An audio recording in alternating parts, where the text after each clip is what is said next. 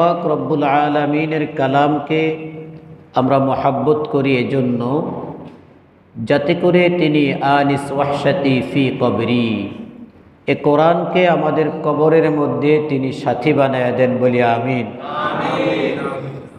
যেদিন অন্ধকার হাসরের ময়দান বিভীষিকাময় হবে, ফুলসিরাত পার হওয়া অনেক কষ্টদায়ক হবে, আল্লাহ পাক রব্বুল আলামিন কিছু কিছু মুমিন বান্দার সামনে পিছনে এমন এমন নূর সৃষ্টি করে দিবেন, যেই আলো আর নূর তার চতুর্দিকে ছুটাছুটি করবে, তার জন্য সামনের রাস্তাগুলো আলোকিত হবে, ওই আলো দেখে দেখে সে সামনে চলে যাবে। সুবহানাল্লাহ। আজকের এই কোরআনের বরকতে আল্লাহ পাক যেন আমাদেরকে যেন সেদিন অন্ধকার বিভীষিকাময় রাস্তা পথ পাড়ি দিতে যে কষ্ট হবে, আল্লাহ পাক যেন আমাদের জন্য এই কোরআনকে আলোর জ্যোতি হিসেবে কবুল করেন, বলি আমিন। দেখুন, আমাদের কোনো তেমন নেক আমল নাই, যাও আছে এগুলো আল্লাহর দরবারে কতটুকু কবুল হয় আমাদের জানা নাই, কিন্তু আল্লাহ হুকুম করছেন আমরা পালন করতেছি, নির্দেশ দিয়েছেন আমরা ইবাদতের স্থলে আসতেছি। কবুল করা নাজাত দেওয়ার জিম্মাদারি কার? আল্লাহ তাআলা। এজন্য কোরআনের মজলিসের সাথে আল্লাহ পাক আমাদেরকে চিরচেনা মুখগুলোকে সম্পৃক্ত করে দিয়েছেন। আমরা দোয়া করব অবশ্যই আল্লাহ তাআলা আমাদেরকে নাজাত দিবেন, মুক্তি দিবেন, এজন্যই তিনি তার কালামের সাথে আবার সম্পৃক্ত হওয়ার তৌফিক দিয়েছেন। কারণ আমরা সবাই জানি, হুজুরের কথা তো শুনি আমরা, আবার তাফসীরের মজলিসের মধ্যে বসার কি প্রয়োজন? কোনো ব্যক্তি নয়, কোনো বস্তু নয়, শুধুমাত্র কোরআন।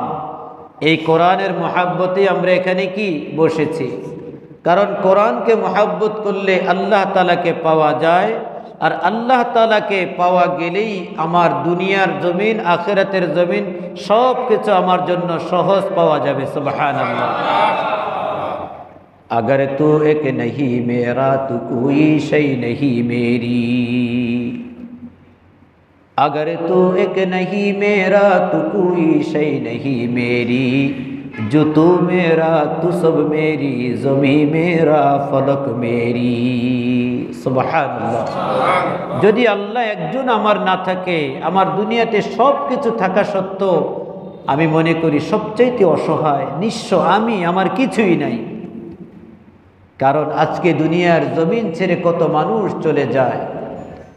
আমাদের গ্রামের একটা ছেলে মালদ্বীপ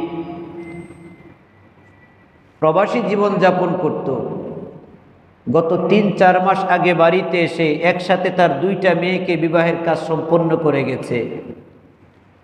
ওখানে যাওয়ার পরে ডিউটি করতে গেল, আসলো, বাসার মধ্যে এসে ঘুমাইছে, ঘুমের মধ্যে তার কি একটু অসুবিধা লাগতেছে, রাতের মধ্যেই মারা গেছে, দিনের বেলা আর ঘুম থেকে উঠতেছে না। আজকে ডেড বডি দেশে আসছে, দাফন করছে। এটাই হলো দুনিয়ার জিন্দিগি, এটাই হলো দুনিয়ার জিন্দিগি আমার আপনার জন্য।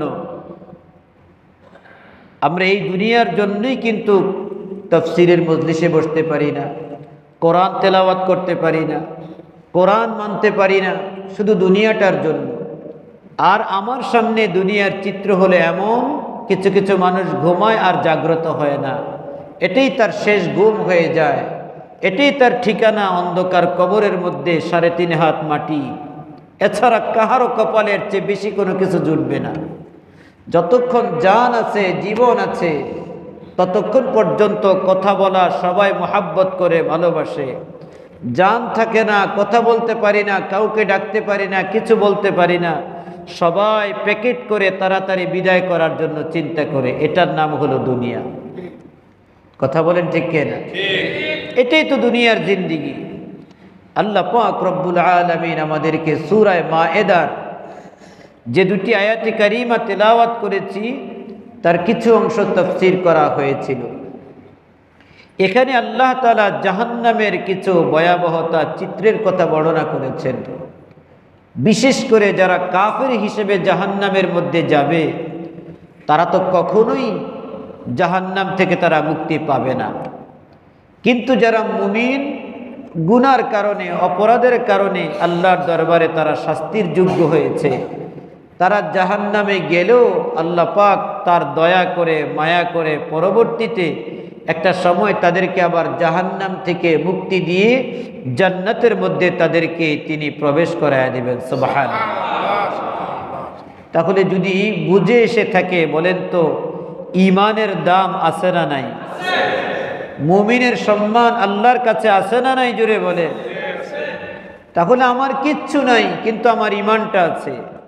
আর কাফের মুশরিক বেঈমানের ধন দৌলত কোনো কিছুর অভাব নাই কিন্তু তার ঈমান নাই, আমি বলবো তার কিছুই নাই।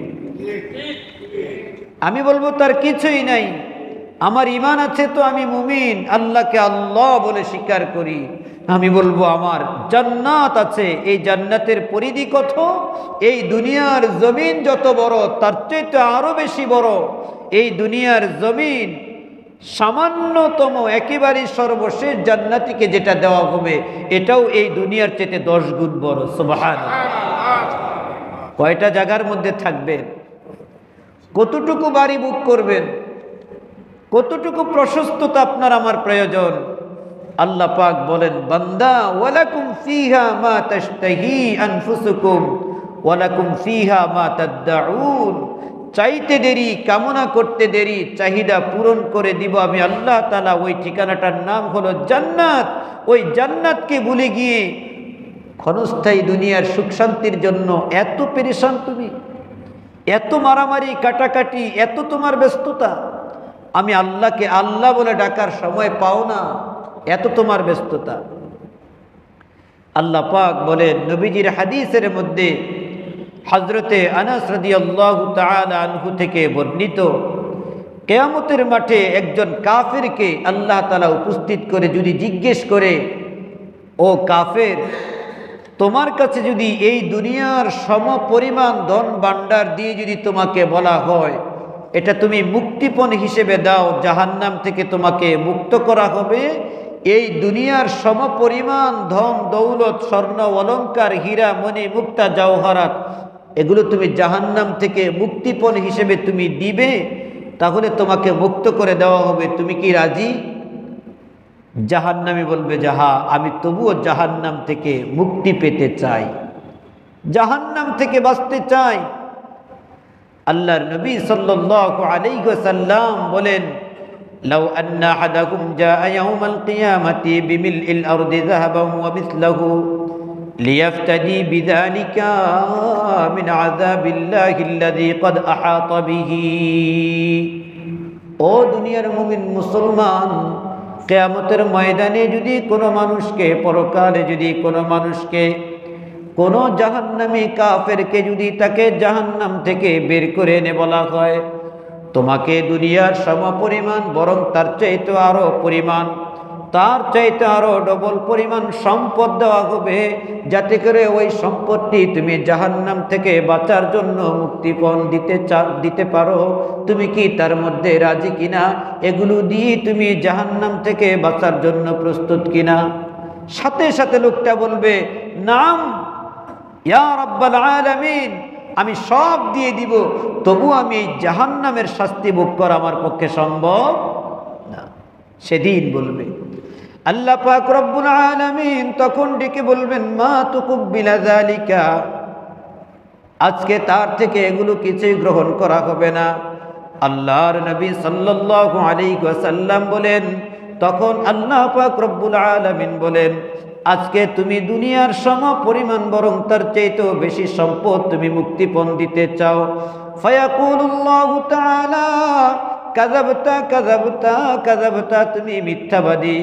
আমি আল্লাহ তাআলা তোমার কাছে দুনিয়ার জিন্দেগির মধ্যে পুরা সমপরিমাণ সম্পদ তোমার কাছে চাই নাই, বরং সাআলতুকা আকাল্লা মিন যালিকা ফালাম তাফআল ফায়ুমারু বিহি ইলান নার। জোরে বলেন নাউযুবিল্লাহ।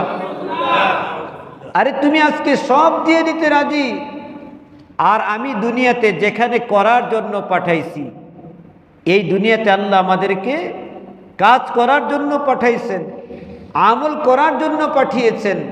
আল্লাহ বলেন, এখানে আমি তোমার সমস্ত সম্পত্তি চাই নাই, তোমার হায়াতের জিন্দেগির গোটা সময়টা চাই নাই। আমরা দৈনন্দিন রাত দিন 24টা ঘন্টা আমরা ব্যবহার করি। আল্লাহ পাক এর মধ্যে মাত্র 1 থেকে 1.5 ঘন্টা অথবা 1.5 ঘন্টা আল্লাহর ইবাদতের জন্য আমাদের কাছে চান। আর বাকি 23 ঘন্টা 22.5 ঘন্টা আমি আমার ঘুম, আমার খাওয়া দাওয়া, ব্যবসা বাণিজ্য, চাকরি বাকরি এগুলোর পিছনেই ব্যয় করতেছি। আল্লাহ বলেন, বান্দা তুমি যদি ওই 1.5 ঘন্টা যদি আমার কাজে ব্যবহার করার জন্য যদি তুমি প্রস্তুত থাকো, বাকি যে 22.5 ঘন্টা সময়, ওই সময়গুলো আমি তোমার জন্য এই 1.5 ঘন্টা বা 1.5 ঘন্টার কারণে ওগুলো আমি আল্লাহ তাআলা তোমার ইবাদতের সময় হিসেবে ধরে নিব। সুবহানাল্লাহ। কারণ তুমি এশার নামাজ পড়ে ঘুমাইবা, তুমি ওই 1.5 ঘন্টা 10টা মিনিট 20টা মিনিট ফজরের নামাজের জন্য আবার তোমার কান খাড়া করে রাখছো, আমি উঠে ফজরের নামাজ পড়ব। আল্লাহ বলেন, সারা রাতের ঘুম আমি তোমার দরবারের মধ্যে, আমার দরবারের মধ্যে তোমার পক্ষ থেকে ইবাদত হিসেবে আমি আল্লাহ তাআলা কবুল করে নিলাম। সুবহানাল্লাহ। সারাটা রাতের ঘুম কেন? আমি এশা পরে ঘুমাইলাম, আমি আবার ফজরের নামাজ পড়ব বলেই আল্লাহ তাআলা বলতেছেন এটাও তোমার ইবাদত। সুবহানাল্লাহ। আল্লাহ বলতেছেন, আমি তোমার কাছে তো পুরা সময়টা চাই নাই, দুনিয়াতে পুরা সম্পত্তিও চাই নাই। তোমার যদি 1 লক্ষ টাকা ঋণ মুক্ত সবকিছু মুক্ত যদি থেকে থাকতো, আমি তোমার কাছে বলেছিলাম 1 লাখ টাকা থেকে গরিব মিসকিনকে 2,500 টাকা দিয়ে দাও, তাহলে এটা তোমার জন্য দায়মুক্ত। জাহান্নাম থেকে বাঁচার জন্য হাতিয়ার হবে তোমার 2,500 টাকা, 2.5 কোটি কোটি কোটি টাকার চাইতে বেশি শক্তিশালী হবে এটা তোমাকে জাহান্নাম থেকে বাঁচানোর জন্য। সুবহানাল্লাহ। কিন্তু তুমি এখন বলতেছো তুমি সব দিয়ে দিবে। আমি আল্লাহ বলবো যে না, তুমি মিথ্যাবাদী, তুমি সব দিবে না। কারণ তোমাকে আমি অনেক সম্পদ দিয়েছিলাম, তারপরও তুমি এই সম্পদ জাহান্নাম থেকে বাঁচার জন্য যেখানে ফিকির করা দরকার ওখানে ফিকির করো নাই। কথা বলেন ঠিক কিনা? আল্লাহ বলতেছেন, তখন আল্লাহ তাআলা ফায়ুমারু বিহি ইলান নার, ফেরেশতাদেরকে বলবেন আর কোনো কথা শোনার দরকার নাই, আমি ওই দুনিয়ার নিয়ামতগুলোর কথা স্মরণ করায় দেওয়ার জন্যই আমি এখন তাকে এখানে উপস্থিত করছি, তাকে মুক্ত করার জন্য না। তখন আল্লাহ তাআলা আয়াত শোনায়া দিবেন, ইউরিদুনা আন ইয়াখরুজু মিনান নারি ওয়া মা হুম বিখারিজিনা মিনহা। জাহান্নামীরা তারা জাহান্নাম থেকে বাঁচার জন্য চেষ্টা করবে। হাদিসের কিতাবগুলোর মধ্যে রাসূলুল্লাহ সাল্লাল্লাহু আলাইহি ওয়াসাল্লাম ইরশাদ করেন, দুনিয়ার জমিনের মধ্যে মানুষ যখন কোনো বস্তু জাহান্নামের আগুন নয়, সাধারণ আগুনের মধ্যে যখন জ্বালায়, আগুন যখন তেজদীপ্ততার সাথে যখন এভাবে জ্বলতে থাকে, তার কয়লা অঙ্গারগুলো ময়লাগুলোকে আগুনের উৎস্ফুলিঙ্গের সাথে উপরের দিকে বাসায়া দেয়। এটা হলো আগুনের স্বভাব। ঠিক তদ্রূপ জাহান্নামীরা যখন জাহান্নামের আগুনে জ্বলবে, তখন তাদেরকে জাহান্নাম জ্বালাইতে জ্বালাইতে জ্বলতে জ্বলতে তারা একেবারেই উপরের দিকে আসবে। তখন তারা আশাবাদী থাকবে, এখন মনে হয় আমাদেরকে জাহান্নামের আগুন এভাবে দূরে নিক্ষেপ করে ফেলে দিবে, বাস বাইচা গেলাম আমরা। আল্লাহর নবী সাল্লাল্লাহু আলাইহি ওয়াসাল্লাম বলেন, ওই সময় তাদেরকে এক প্রকারের হাতুড়ি দিয়ে, হামার দিয়ে, শক্ত হামার দিয়ে তখন তাদের মাথার উপরে এভাবে আঘাত করা হবে, যতটুকু অতল গহ্বরের মধ্যে তারা ছিল আবার পুনরায় ততটুকু অতল গহ্বরের মধ্যে চলে যাবে। জোরে বলেন নাউযুবিল্লাহ। বাঁচা সম্ভব না। মাথার মধ্যে তখন আঘাত করে আবার নিচে তাদেরকে দাবায়া দেওয়া হবে। এভাবে তাদের শাস্তি কিয়ামত পর্যন্ত নয়, কারণ কিয়ামত তো কায়েম হয়ে গেছে, সব সময় চলতে থাকবে, সেখানে আর কোনো মৃত্যু হবে না, কোনো শেষ হবে না, এভাবেই চলতে থাকবে। বাঁচার কোনো উপায় আছে বলেন? কিন্তু আল্লাহ তাআলা ওয়ামিনাল লাইলি ফাতাহাজ্জাদ বিহি নাফিলাতাল লাকা আসা আইয়াবআসাকা রাব্বুকা মাকামান মাহমুদা। এই আয়াতের মধ্যে আল্লাহ পাক রব্বুল আলামিন জানিয়ে দিলেন, হে নবী, আপনি রাতের একটা অংশে নফল ইবাদত বন্দেগী করুন। আল্লাহ পাক রব্বুল আলামিন নবীর মাধ্যমে উম্মতকে দাওয়াত দিচ্ছেন, ও গুনাহগার উম্মতেরা 5 ওয়াক্ত নামাজ পড়ো, সাথে সাথে কিছু সময় তুমি নফল ইবাদত বন্দেগী করো। যদি তোমার ফরজ ইবাদতের মধ্যে সামান্য পরিমাণ যদি ঘাটতি যদি থাকে, আমি আল্লাহ নফল ইবাদতের মাধ্যমে তোমার ফরজের ঘাটতিগুলো অপূর্ণগুলো আমি আল্লাহ তাআলা পূরণ করে নিব। সুবহানাল্লাহ। ওয়ামিনাল লাইলি ফাতাহাজ্জাদ বিহি নাফিলাতাল লাক আসা আন ইয়াবআসাকা রাব্বুকা মাকামান মাহমুদা। আশা করা যায় তোমার রব, তোমার প্রভু, তোমার মালিক তিনি এমন মাকামের মধ্যে তোমাকে তিনি উন্নত করে দিবেন, যেই মাকাম পাওয়ার পরে তুমি প্রশংসিত হয়ে যাবে, তুমি খুশি হয়ে যাবে। নবীজি সাল্লাল্লাহু আলাইহি ওয়াসাল্লামের জন্য মাকামে মাহমুদ হলো শাফাআতের স্তর, আর উম্মতের জন্য মাকামে মাহমুদ হলো যাকে আল্লাহ তাআলা জাহান্নাম দিবেন। আল্লাহ দয়া করে জাহান্নাম থেকে মুক্ত করে জান্নাতের মধ্যে পৌঁছে দিবেন। এটা উম্মতের জন্য হলো মাকামে মাহমুদ। সবাই তখন তাকে নিয়ে প্রশংসা করবে, তোমার আল্লাহ তোমাকে দয়া করে বিপদ থেকে উদ্ধার করে দিয়েছেন। সুবহানাল্লাহ। সুতরাং নবীর জন্য মাকামে মাহমুদ হলো সেজদারত অবস্থায় উম্মতের জন্য রব্বি হাবলি ইয়া উম্মতি উম্মতি বলে কান্না করবেন। আল্লাহ বলবেন উম্মতের জন্য আর কান্না লাগবে না। মাথা উঠান, উঠাইয়া দেখেন আপনার উম্মত কারা আছে, তাদেরকে ধরে ধরে আপনি বাছাই করে করে আপনি নিয়ে সোজা আপনার সাথে করে তাদের কিনে জান্নাতে প্রবেশ করুন। আজকে উম্মতের পরিচয় দেওয়া বড় দায়বদ্ধ হয়ে যাচ্ছে আমাদের, কারণ নবীর সাথে, নবীর উম্মতের সাথে আমার সাথে কোয়ালিটির সাথে কোনো মিল নাই, কিন্তু মুখে মুখে উম্মতের দাবির খই ফুটতেছে। কথা বলেন ঠিক কিনা? এজন্য আমরা জাহান্নাম থেকে বাঁচার জন্য ইবাদত বন্দেগী ছাড়া, নেক আমল ছাড়া, ঈমান ছাড়া, আল্লাহ পাকের দয়া ছাড়া কখনোই জাহান্নাম থেকে বাঁচা সম্ভব না। কিন্তু কাফের মুশরিক যারা জাহান্নামের মধ্যে প্রবেশ করবে তারা কখনোই জাহান্নাম থেকে বের হতে পারবে না। এটা আল্লাহ পাকের ফয়সালা। কথা বলেন ঠিক কিনা? এখন যেই আয়াতের মধ্যে আছে তারা যারা জাহান্নামে প্রবেশ করবে সেখানে কখনো বের হবে না, এটা কাফেরদের জন্য। কাদের জন্য জোরে বলেন? কাফেরদের জন্য। কিছু কিছু মোটা মোটা কথা আমরা মনে রাখবো। আর যে সমস্ত জায়গার মধ্যে আছে যে আল্লাহ তাআলা মুমিনকে, গুনাহগারকে আল্লাহ মাফ করে দিবেন, সেটা হলো আল্লাহ পাকের অনুগ্রহ, অনুকম্পা। ওয়ামিনাল লাইলি ফাতাহাজ্জাদ বিহি, এই আয়াতের মাধ্যমে রব্বির হামহুমা কামা রব্বায়ানি সগীরা, এই দয়ার আয়াতের মাধ্যমে, বিসমিল্লাহির রহমানির রহিম এই আয়াতের মাধ্যমে, আর রহমানির রহিম আল্লাহ পাকের অনুগ্রহপূর্ণ নামের মাধ্যমে তিনি গুনাহগার বান্দাকে একটা পর্যায়ে শাস্তি ভোগ করার পরে আল্লাহ পাক তখন কারো উসিলায়, কারো সুপারিশে, ছেলের দোয়ার কারণে, মেয়ের দোয়ার কারণে, স্ত্রীর দোয়ার কারণে আল্লাহ তাআলা একটা পর্যায়ে তাদেরকে ঈমানের বরকতে তাদেরকে নাজাত দিয়ে দিবেন। সুবহানাল্লাহ। তাহলে আমাদের কাছে দুটোটাই পরিষ্কার। যারা চিরকাল জাহান্নামে থাকবে তারা কারা? কাফের। আর যাদেরকে আল্লাহ তাআলা মুক্ত করবেন তারা কারা? তারা হলো ঈমানদার, তবে শয়তানের ধোঁকায় পড়ে, নফসের ধোঁকায় পড়ে গুনাহ করেছে, কিন্তু একটা ছেলে রেখে গেছে, একটা মেয়ে রেখে গেছে। একটা ছেলে কোরআন তেলাওয়াত করতেছে, যেই মাত্র ছেলে কোরআন তেলাওয়াত করা শুরু করেছে, এদিকে তার বাবা জাহান্নামের আগুনের মধ্যে শাস্তি ভোগ করতেছে। যখন ছেলে তেলাওয়াত করা শুরু করলো, আল্লাহ পাক ছেলের তেলাওয়াতের সওয়াব যখন বাবার আমলনামায় দিচ্ছে তো দিচ্ছে, দিতে দিতে একটা পর্যায়ে বাবার আমলনামার মধ্যে যেই গুনার কারণে শাস্তি হতো ওই গুনার থেকে নেকির পরিমাণ বেড়ে গেছে।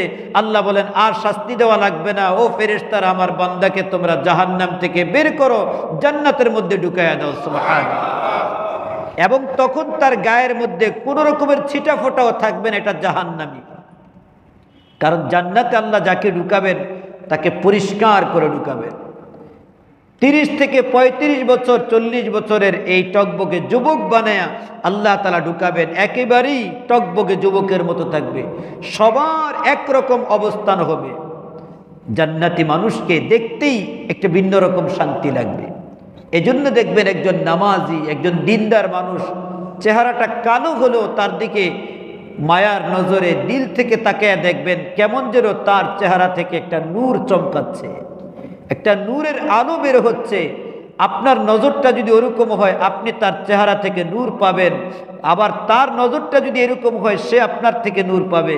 কিন্তু আপনার নজরের মধ্যে গুনার সাগর, আপনি তাকে দিকে তাকাইলে আপনার তেমন মজা লাগবে না, কারণ আপনার দিল তো গুনাহ করতে করতে এমন কদাকার হয়েছে, ভালো জিনিস ভালো লাগবে না, মন্দটা আপনার কাছে মজা লাগায় দিবে শয়তান।